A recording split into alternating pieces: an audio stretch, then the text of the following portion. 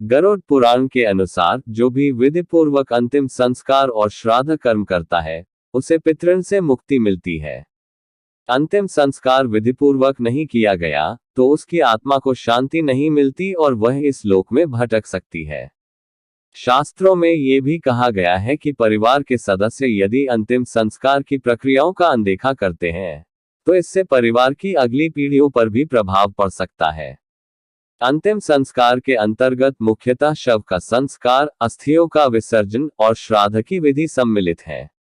अंतिम संस्कार में आत्मा की शांति के लिए विशेष रूप से प्रेत को स्नान कराना, सुगंधित द्रव्यों का प्रयोग, फूलों की माला पहनाना और नए वस्त्रों से सजाना आवश्यक होता है। इसके बाद परिवार के सभी सदस्य शव की प्रदक्षिणा परिक्रमा करते हैं। यह इस बात का प्रतीक है कि वे मृतक की आत्मा के प्रति अपना आदर और प्रेम व्यक्त कर रहे हैं।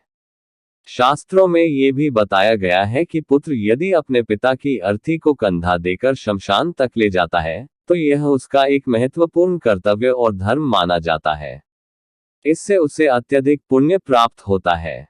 पिंडदान का उद्देश्य यह है कि आत्मा को भूत, प्रेत या यक्ष जैसी नकारात्मक ऊर्जाओं से बचाया जा सके और उसे अगले जन्म या मोक्ष की यात्रा में बाधाओं का सामना न करना पड़े।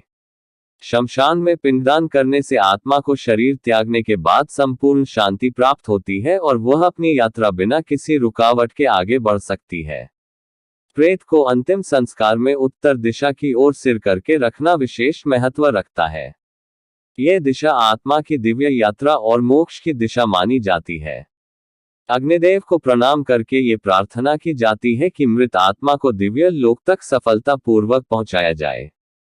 चिता में चंदन, तुलसी, पलाश और पीपल की समिधा डालना भी अनिवार्य माना गया है, क्योंकि ये विशेष प्रकार की लकड़ियां पवित्र मानी जाती हैं और आत्मा की शुद्धि में सहायक होती हैं। इन समिधाओं से चिता में पवित्र ऊर्जा का संचार होता है, जो आत्मा को शांति और मोक्ष प्रदान करने में सहायक है। चिता जलाने के समय पेट्रोल या रॉकेल जैसे ईंधनों का उपयोग नहीं करना चाहिए, बल्कि केवल घी का प्रयोग करना चाहिए।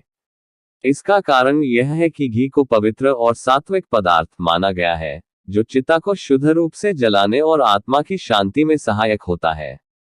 यदि किसी की मृत्यु पंचक या किसी अशुभ नक्षत्र में होती है तो पंडित के मार्गदर्शन में मंत्रोच्चार और विशेष विधियों से अंतिम संस्कार करने का विधान है। ऐसा न करने पर परिवार को आगे चलकर बाधाओं का सामना करना पड़ सकता है, इसलिए विधिपूर्वक कर्मकांड आवश्यक है। अंतिम संस्कार के तीसरे दिन सभी शेष क्रियाओं को करके अस्थियों का विसर्जन 10 दिनों के भीतर गंगा नदी में करने की परंपरा है। माना जाता है कि गंगा में अस्थि विसर्जन से आत्मा को मोक्ष की प्राप्ति होती है, चाहे वह कितना भी पापी क्यों न हो। गंगा में जितने दिन अस्थियां रहती हैं, आत्मा उतने वर्षों तक स्वर्ग में वास करती है।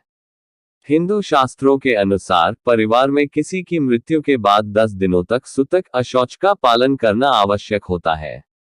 इस अवधि में धार्मिक कार्य, पूजा पाठ और शुभ कार्यों को नहीं किया जाता है। दशगात्र दशक्रिया के दिन विशेष कर्मकांड और पिंडदान किया जाता है, जो मृत आत्मा की शांति के लिए आवश्यक माना गया है।